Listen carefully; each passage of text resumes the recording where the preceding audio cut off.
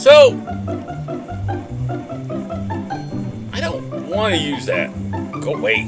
Alright, so, since we've kind of reached the point now where I think everybody's well aware of, the general state of the automotive industry, I figured maybe, just maybe, I think it's high time I explain how your government and the world's government has generally, let's just say, taken the wind out of the electric vehicles market, okay? And I think for me to do that, I need to give everybody a little history lesson, alright? At one time, way back, around 1909, back, okay, there were three types of automobiles. You had your gas or internal combustion engine, your electric cars, and your steam engine cars, okay? At the time, your gasoline cars required a crank to start, okay? In fact, I'll show you one, okay? 1909. I'll just put crank. Oops. Crank starter. Alright? Because at the time, gasoline wasn't. Well, let's just put it this way. You use something like this to start it, okay? It will come out of the front of your vehicle. You'd have to crank it, okay? Now, your electric car, you just kind of turn it on. Your steam engine, it requires a whole process to start your steam engine, which we're not going to get into, okay? If you know much about boilers and all that stuff, you got a pretty good idea, okay? So, you got your steam engine that basically, well, if you redline your boiler, well, let's just put it this way, you don't want that. And then you got your crank starter cars for your gasoline engines, okay? And, if there's something wrong with that, or you mess up with that one, well, surprise to say, you're going to break your wrist. Okay? Well, surprise to say, electric cars were, well, safe at the time, okay? And then, as well as having your steam, your gasoline, your electric, okay? You still have your horse to ride your horse around, or your carriage to pull that horse too, okay? If you want to be really kind of, Alright? So, what happened? Well, gasoline finally got clean enough, okay? So, in 1909, you could have your, your horse and your car, because the economy could support it, or two vehicles, electric gasoline or electric and steam, or steam and gasoline, because guess what? You could afford it. You could afford the horse to begin with. Okay? So then, gasoline finally got clean enough, so that way a piece of technology could, exist. And it was called the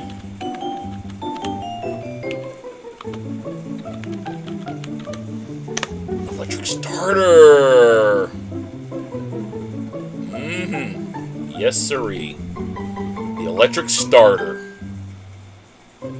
got invented. Yep. 1920s. Look at that. Look at that electric starter from 1920. This did it right here. You can jump in with your key, turn it, and start your gasoline car. All of the safety of electric and and the range of gasoline. So, gasoline basically ended your steam engines. They just didn't stand a prayer. I mean, they still tried to hang on there. 1890s, commercial manufacturing, volume production from 1900s to 1913, declines in 1939. Yep.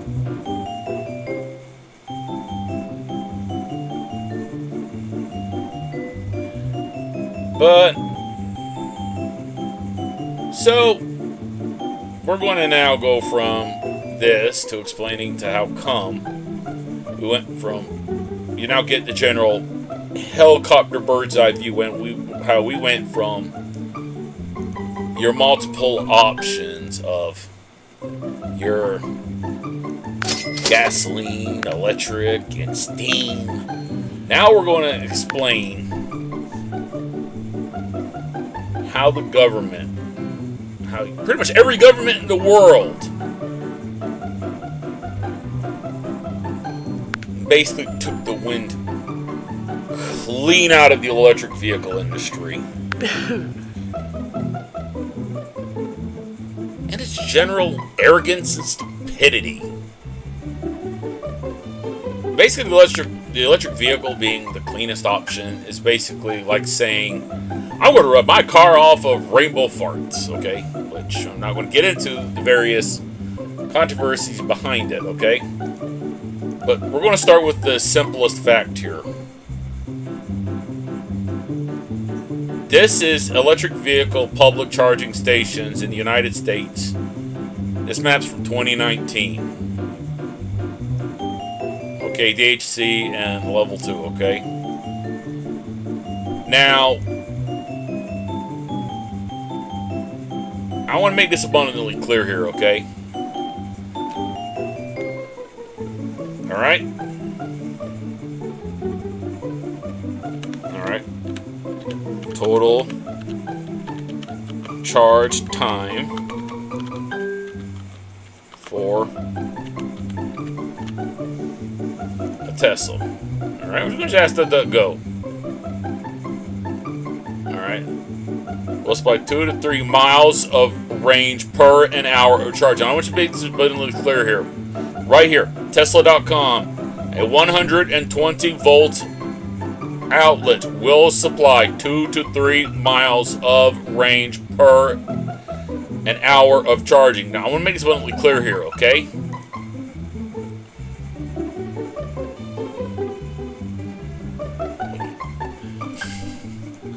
Your house is measured in normal properties is measured in square feet, okay? A mile, 2 to 3 miles of range per an hour charging, okay? 2 to 3 miles of range, okay? I'm going to just...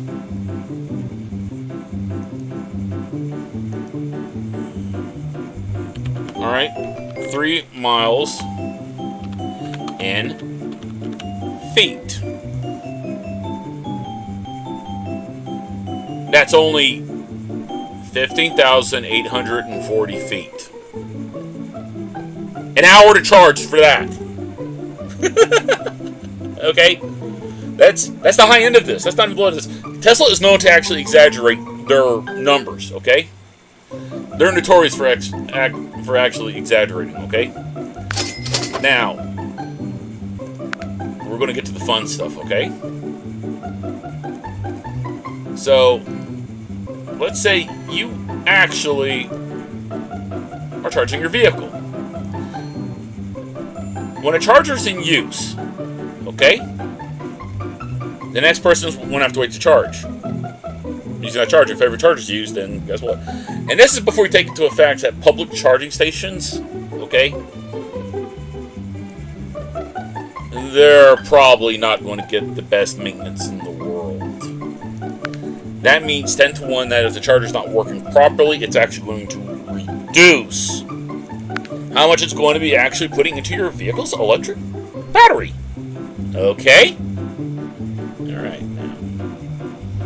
Next time street. I that even means. Whatever. Alright. Okay, so we now got the basic idea that, guess what? The chargers aren't available if everybody has an electric vehicle.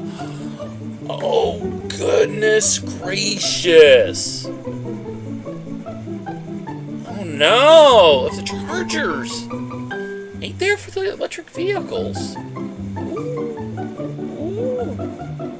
That's what, that was going to kill one. So, wait a minute. If the chargers ain't there for every vehicle, then what about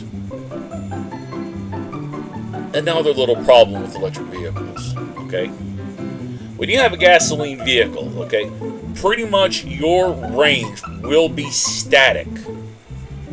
Okay, electric vehicles has a fundamental problem. Okay, anybody that's used rechargeable batteries for their TV remotes, okay, will know this. You use your batteries, you use your remote, you change your channels, okay? Each time you use up your batteries and you recharge them, you have to recharge them more often, then more often, then more often. Because batteries is a lot more in common with carpet, okay? You walk on it, you clean them, it gets thinner. You walk on them, you clean them, it gets a little thinner, a little thinner, a little thinner, a little thinner over time. The only difference is, with an electric vehicle, you're scaling it up a lot. Okay? I'm not going to get into where the materials come from, how they're made, and, you know, your power grid, with all that stuff. Okay? What I'm getting into is the very basics here, okay? The chargers don't exist. Then you've got the other problem, like I said. Okay? Electric vehicles, as you use them, you charge them up. You use the batteries, they lose range. You charge them. They use like 3,000 miles. Okay? This is from 2022. From 22, okay? And it's 2024. This article is only 2 years old. Okay? And I'm not even going to get into, you know, how the automotive industry loves to cut corners. Okay? Okay? I'm not getting to this. I'm not getting to safety and concerns, how much water you have to use to put out an electric vehicle fire, and how they can actually be in a junkyard and spontaneously bust back into fire again if they were already on fire once. I'm not getting into any of that. I'm just getting into common sense stuff. Only recently has it become possible to study EV battery range degradation effectively with large enough numbers of electric vehicles beginning to hit the 100,000 mile mark and beyond. Okay? Like previously published papers pointed to batteries losing 10% of range after 200,000 miles. Okay? Well, some individuals have reported a 2 to 3% per drop per a year. Okay? One study by Canadian Light Source put lithium-ion battery cells through up to 1,500 cycles. Now, I want to be abundantly clear here. 1,500 cycles. That is 1,500 cycles. What that means is that is a full charge, then draining to nothing. Okay? Full charge, then draining to nothing. You can actually get cycle tests for AA, AAA lithium batteries. Okay? They're actually, and the technology is actually built into some chargers as well. You can actually get that. Okay? And you can even designate how many cycles you want it to run. Okay? Alright. Then produce detailed X-ray scans of where the cells showed cracking and mechanical degradation. Now, cracking and mechanical degradation means that basically when you get cracks in your lithium cells, what can happen is the crack can actually cause a positive and negative ion flow, causing a short in the battery, basically resulting in spontaneous battery combustion, resulting in fire. Okay? I'm not going to get into the nitty-gritty of this test and all that, okay? Alright? But the point is that, alright, All right, and how they compared other ones like hybrids and all that. Because my point is that basically, all right, even with government foreign aids, you still have one fundamental problem. Okay, all right. Some people's jobs ain't very near their house. Okay, some people can have vehicles and then they can put 1,000 miles, 6,000 miles, 7,000 miles of wear on the vehicle. Okay, and people, humans, have in general terrible practices taking care of their batteries. Okay, meaning that you actually will actively shorten the lifespan of your cell phone batteries. Most people do because they don't know how to take care of them. Okay, because lithium-ion batteries in cell phones even uses what's called multiple cells. It will actually when you're charging your cell phones, it will actually charge up all of the cells. But then when you're using your phones, it will actually go from one cell to the next cell in the battery, then to the next cell in the battery, and the next cell in the battery. Okay, that's how they're programmed. That's how they're designed to work. Okay. And ultimately, you will probably, even even the Ford Focus we had, okay? All right, when we got it, in about 4 years, I think we put an additional 100,000 miles on the car, even because of all the driving we end up doing.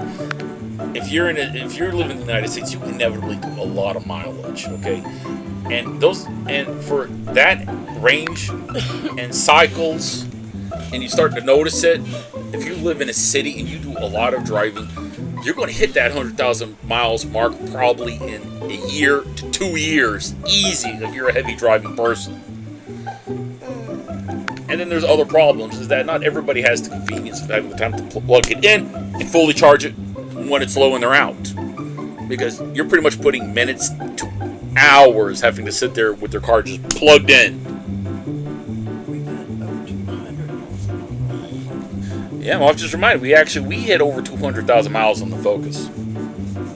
Yes, we did. And if we had an electric vehicle, we would have already lost 7%. We would have probably lost over 7 or even 12% of range easy. That meant that we would have been hitting we're going to have to get an electric battery. So even with all of the government programs and all that blah, blah, blah, blah, blah, blah, let's just ask DuckDuckGo a simple question. How much does an electric vehicle battery cost?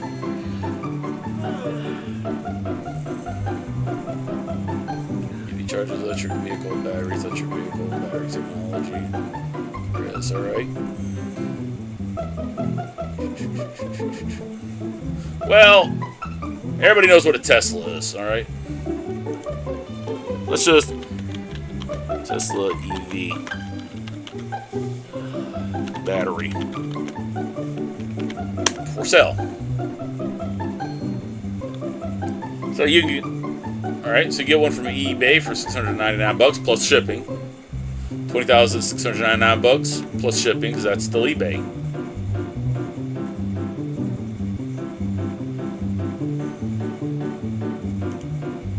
Stealth EV.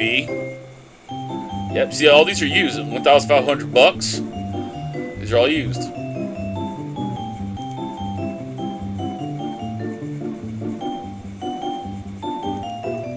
EV Source. Oh, look. $1,517. That don't look new.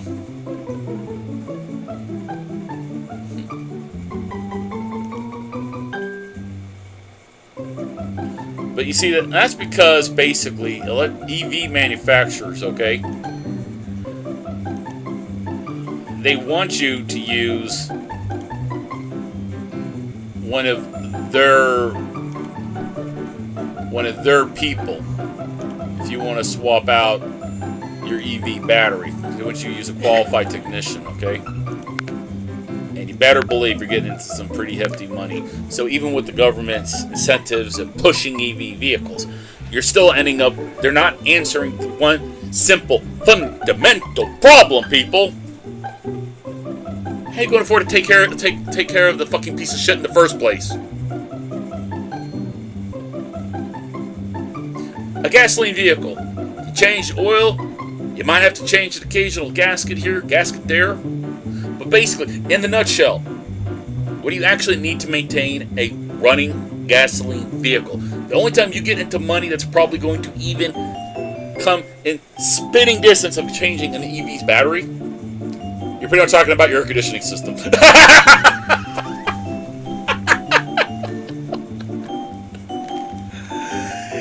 And then, well, if you have an electric vehicle and a gasoline vehicle, all right, we're going to talk about a very, a very hilarious comparison here. Electric vehicles are heavier than a gasoline one, and I'm saying you're comparing, your same general doors of vehicles. Your 4-door gasoline car to your 4-door Tesla or your 4-door electric vehicle, because that huge battery in the bottom of the vehicle, okay, all right, is heavier. So guess what? You're putting more electric vehicles on the road. You're increasing the wear of the roads. That means basically everyone's going to have to spend more money to take care of the roads, okay? But you got something else, something in between the roads and that electric vehicle. What is it? What's that thing in between your road and your electric vehicle that you need, that every vehicle needs? Are you guessing yet? Get into your tires. Tires. Let's talk about tires, because the electric vehicle is heavier, okay? If you use your regular gasoline vehicle tires on an electric vehicle, they will wear out a lot faster, okay? Because of the extra weight of the electric vehicle. For you to get the same range out of the tires that you would on a gasoline vehicle, on an electric vehicle, you have to use different tires. It has a higher weight capacity. That means the tires are more expensive for an electric vehicle. But on the flip side, if you have a gasoline vehicle and use electric vehicle tires on your gasoline vehicle, you actually get better range. You actually last longer because they're for a higher weight capacity. All right? And we're not actually putting, your already, basically your supercars where you have the one you own and you drive, and the one you don't own, don't drive, because you're basically putting so much money in just taking care of it, because that's a whole different type of vehicle, okay? So, if your government actually wanted the electric vehicle market to thrive and survive and grow,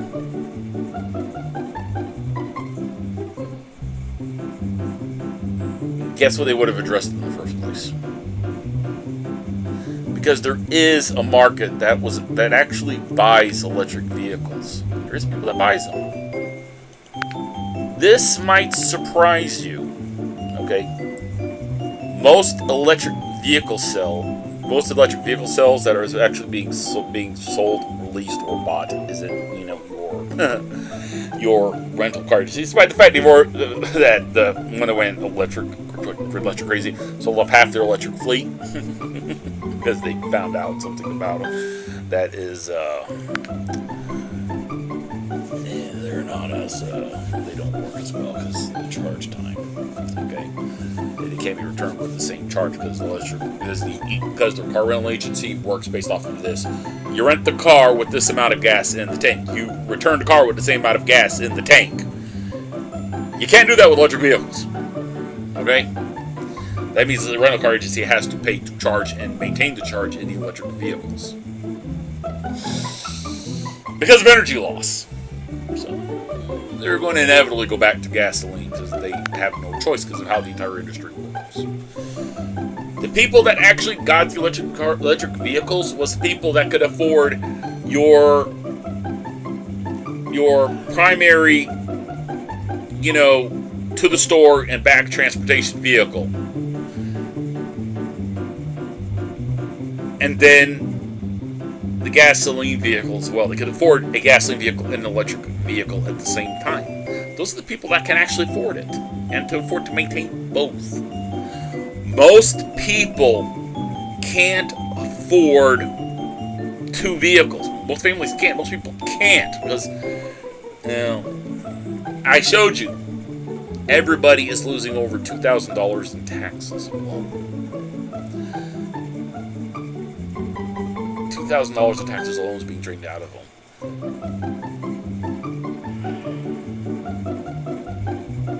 If they had that back in their pockets, they could afford the gasoline and electric vehicle at the same time and use them both and get their bills caught up. It's simple economics. I mean, perfect example. One state tried a rebate program on air conditioning, and because they were already selling air conditioning units for the prices that they were asking, they just literally raised their prices that amount.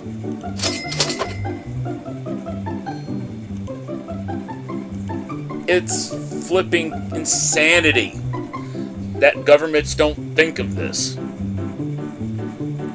People don't want government incentive programs because guess what? I'm going to make this real simple. For the government to give you $1, yes, you listening to this, $1, to give you $1, they have to basically spend $1,000 to $1 billion to give you a fucking dollar. Because government says, there was an old saying that was said once when I was growing up, okay? This was the saying. If you want it done the most affordable way possible, using the least amount of money possible, getting the best quality as possible, you find the right person to do it yourself. If you want it done the most expensive, most idiotic way possible, and to somehow cost you billions of dollars to do something that would only cost you $10 or $100, you get the government to do it. You want it done the stupidest way possible, you get the government to do it. You want it done the most smartest, most economical way possible, you do it yourself, or you find a business that just specializes in doing it that exact way. And that's how the government basically, literally, that's how every government in the world has successfully done the most remarkably inane, idiotic thing possible to doing right out of the electric vehicle sales. And that's why 10 to 1, the electric vehicle market is basically doomed to. In fact, I will show you right now. To show you, we'll just simply put it right in. Actually, they won't call it declining sales, but actually, I'll just show you.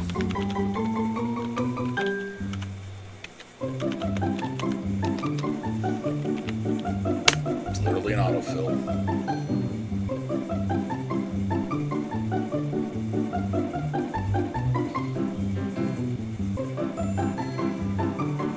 That was 2023, and it's 2024.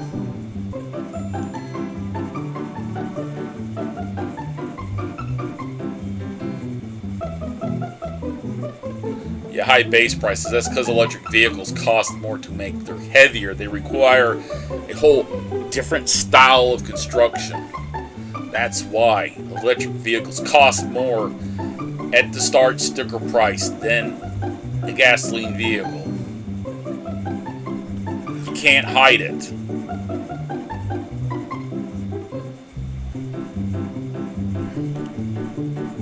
I'm not even going to show you the most horrible thing here, and that is, well, electric vehicles are literally sitting outside of factories, not even getting shipped. Some of these, but that's not here nor there. That's literally how the government took the wind out of the EV markets, because it went from a niche thing that all they have to do is basically make it so that the public can afford them in the first place, and just let the electric chargers get installed. That's all they literally had to do. Just make sure everybody can afford a gasoline vehicle and an electric vehicle. That's all they had to do. Then history would repeat itself. Like when you had, like at one time, you had or option for a horse. You had an option for a horse and a buggy. If you were lucky enough, you had the option for a gasoline vehicle with a starting crank, because electric starter didn't exist yet. You had an option for a steam engine car. You had an option for an electric car. And because the government just sat back and just did basically jack shit, nothing, just sit there, twiddled their thumbs, technology did Darwinism. You literally only have to study automotive history from different countries to know this. The automotive industry starts to grow, starts to take root. Everybody starts to buy the vehicles they can afford. Manufacturers produce the vehicles they can afford. People buy the vehicles they can afford. The government decides to step in and go, I want you to start making these. I want you to start doing this. I want you to start doing that. And then the fucking industry starts to collapse.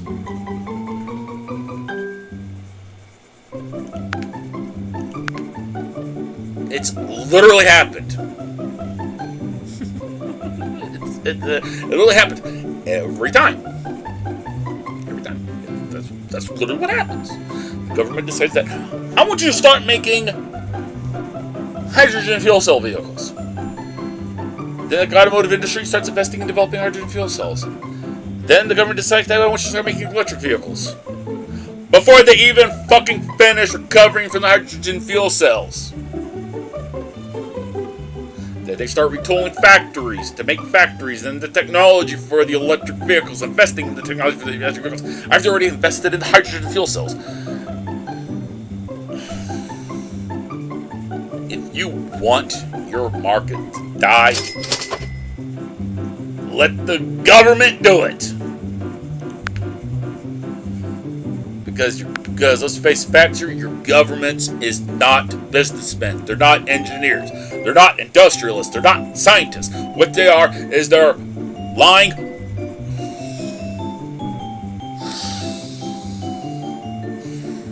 They're politicians.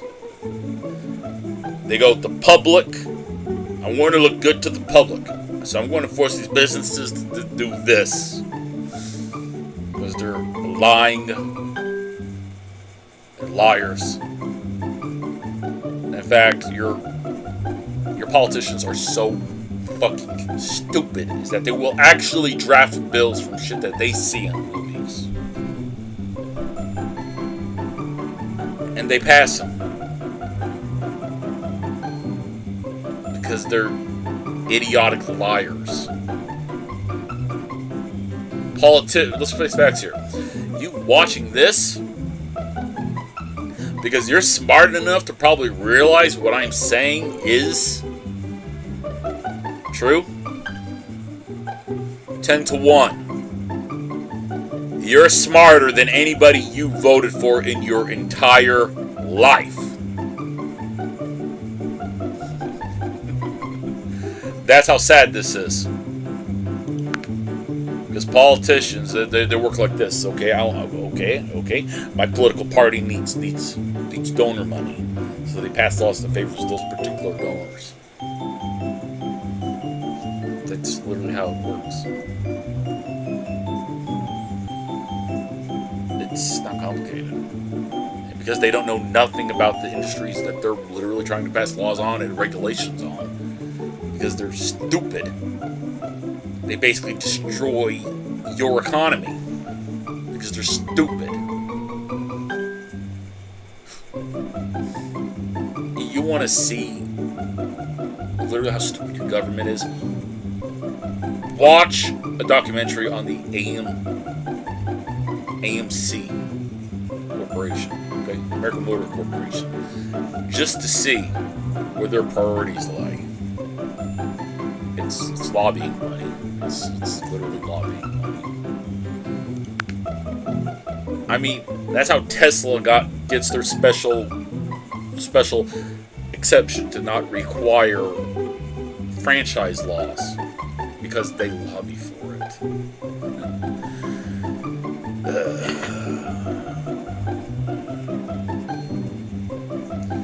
Well, that's how they took the wind out of the electric vehicle sales, and why the electric vehicles is going to end up in the situation they are, because they didn't have the sense to just let the market grow on its own. Alright. I guess that's it. That's all there is to say. As always, thank you for watching, everybody, and I guess that's it. Peace out.